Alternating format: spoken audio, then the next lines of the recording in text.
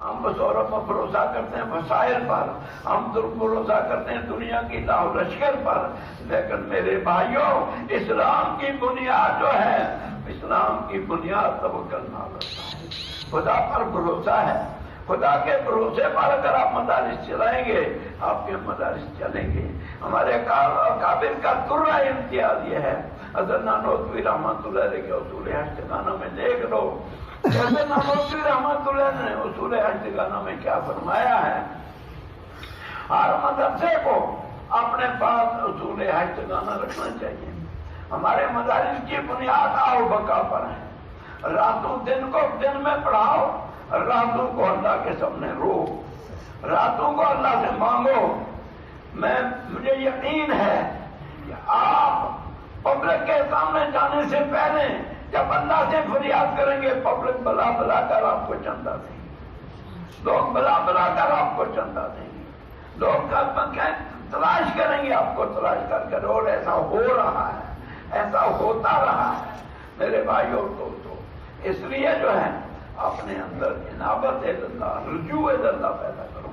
بیانات بہت ہوئے یہاں، ذکر اذکار پر بھی بیان ہوئے، تعلیم پر بھی بیان ہوئے، اور جو ہے تو تربیت پر بھی بیان ہوئے، مکاتب کے قیام پر، مکاتب کے طریقے کار پر بھی بیان ہوئے، نصاب پر بھی بیان ہوئے۔ یہاں الحمدللہ صبح سے جو ہے، کل سے جو ہے تو مختلف حضرات نے اپنے اپنے نوعیت کے مطابق اللہ تعالیٰ نے جو ہے تو ان کو جو صلاحیت عطا فرمائی تھی، اس صلاحیت کے مطابق بیان ہوئے۔ خطبہ استقبالیہ بھی حضرت مولانا رحمۃ اللہ صاحب نے پیش فرمایا، پورا جامع خطبہ وہ بھی آپ نے سن لیا ہے۔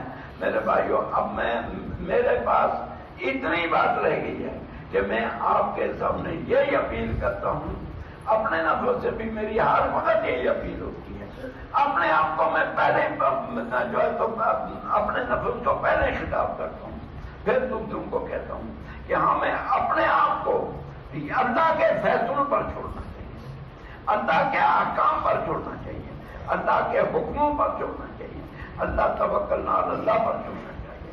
میرے بھائیوں اور دوستوں، ہمیں یہ یقین ہے کہ ہم دنیا کی ساری طاقتیں، میں نے پچھلے سال وہاں پچھلے سے پچھلے سال داؤدیہ میں بیان کیا تھا، اس وقت یہ نیا دور آ رہا تھا، نئے لوگ آ رہے تھے، تو میں نے اس وقت بیان کیا تھا کہ بھائی کچھ نہیں ہوگا، کچھ نہیں کر سکتے، کسی کے ہاتھ میں کچھ نہیں ہے، کوئی کچھ نہیں کر سکتا، ایک پتا بھی اللہ کے حکم کے بغیر نہیں ہے۔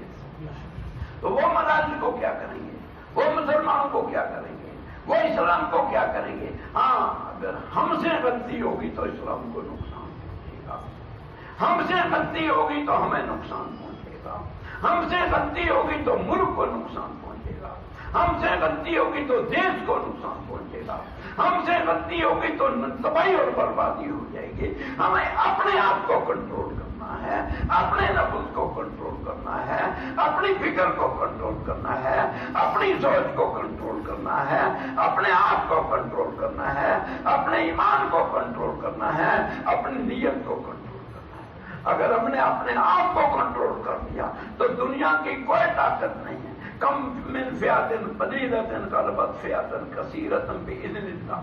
میرے بھائیوں دوستوں، مٹھی بھر لوگ دنیا کے مٹھی بھر آدمی دنیا کی تقدیریں بدل دیتے ہیں۔ آپ ماضی کے قوموں کے عروج و زوال پڑھو، آپ کلدانیوں کے حالات پڑھو، آپ بابریوں کے حالات پڑھو، آپ نابتیوں کے حالات پڑھو، آپ اشوریوں کے حالات پڑھو۔ دنیا میں کتنے انقلاب آئے، دنیا میں کتنا نشیب و فراز آیا، لیکن اللہ تعالیٰ نے غلبہ آخر میں حق پرستوں کو دیا۔ آپ کو معلوم ہے سیدنا ابراہیم علیہ السلام ایک تھے، کوئی ان کے ساتھ نہیں تھا، یہاں تک کہ والد نے بھی یہ کہہ دیا تھا راغب انت عن آلہتی یا ابراہیم، والد نے بھی کہہ دیا تھا واہجرنی ملیہ، اب والد نے بھی کہہ دیا تھا اے ابراہیم چھوڑ دے تو مجھے، اور تو تیرا حجر برا ہو جائے گا، اور پھر حضرت ابراہیم کو چیخا پر چلائے گا، مشہور واقعہ ہے، آپ علماء سب جانتے ہیں۔ میرے بھائیوں اور دوستوں، ایک سیدنا ابراہیم علیہ السلام اور سیدہ حاجرہ، اور سیدہ حاجرہ کے ساتھ جو حضرت سارہ اور اس کے بعد سیدہ حاجرہ، ان سے اللہ تبارک و تعالیٰ نے پھر جو ہے کس طرح بیت المقدس کو آباد کروایا، کس طرح بیت اللہ کو آباد کروایا. پھر اس کے بعد کتنا عرصہ جو ہے حضرت اسماعیل علیہ السلام کی خاندان کی حکومت چلی، تب تک جب تک کہ نبی پاک صلی اللہ علیہ وسلم دنیا میں تشریف لائے. میرے بھائیوں اور دوستوں، اللہ تبارک و تعالیٰ کے پاس بہت بڑی طاقت ہے. اللہ رب العالمین، آپ اگر کام کریں گے آپ مٹھی بھر جو ہے دنیا پوری میں ہدایت کا ذریعہ بن سکتے ہیں، پوری دنیا میں جو ہے لوگوں تک دین پہنچا سکتے ہیں، پوری دنیا کے اندر جو ہے تو ایمان پہنچا سکتے ہیں. لیکن شرط، بنیادی شرط ہے کہ اللہ پر ایمان میں فرق نہ آئے. جو ایمان کے اصول اللہ کے نبی نے بیان فرمائے ہیں. میرے بھائیوں اور دوستوں، اگر ہم اللہ سے غافل ہو جائیں گے تو ہماری زندگی تباہ، ہماری معیشت تباہ، ہماری اقتصادیات تباہ، ہمارے اکنامک تباہ، ہمارے مدارس تباہ، ہمارا نظام تباہ، ہمارا معاشرہ تباہ، ہماری سوسائٹی تباہ ہو جائے گی.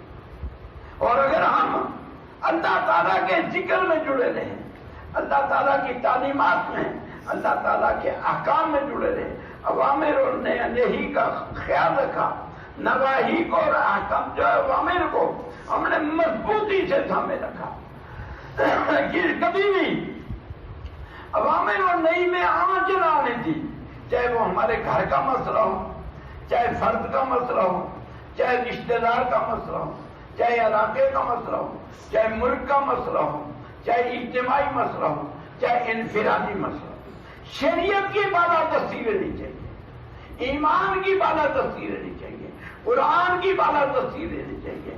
ہمارا ساری زندگی کا سب سے بڑا محور جو قرآن حدیث ہونی چاہیے.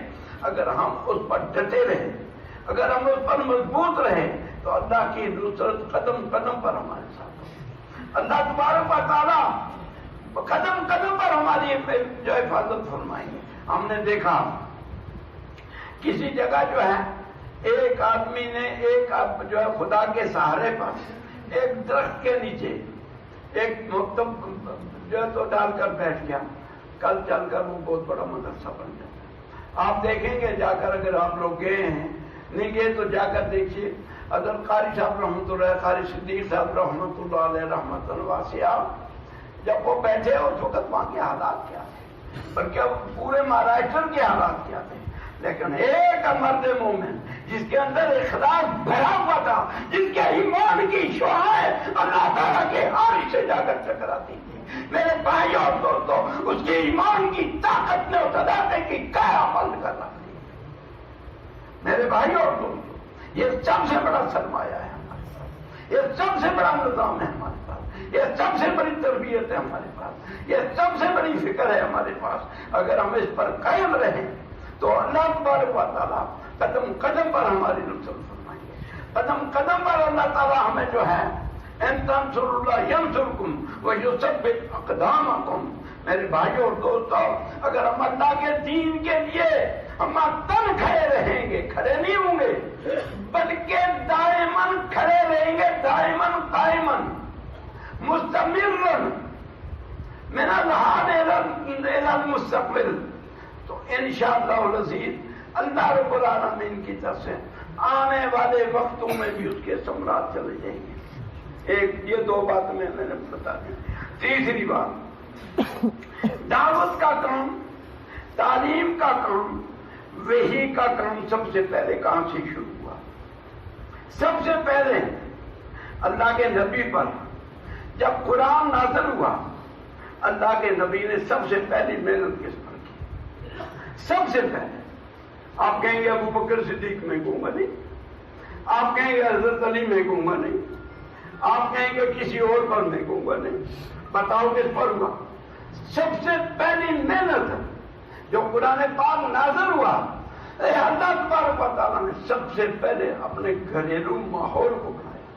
سب سے پہلے خدیجہ الکبریٰ کو بنایا، اور خدیجہ الکبریٰ کو اللہ کے نبی نے اتنی تعلیم دی، اتنی تعلیم دی، اتنی تربیت دی.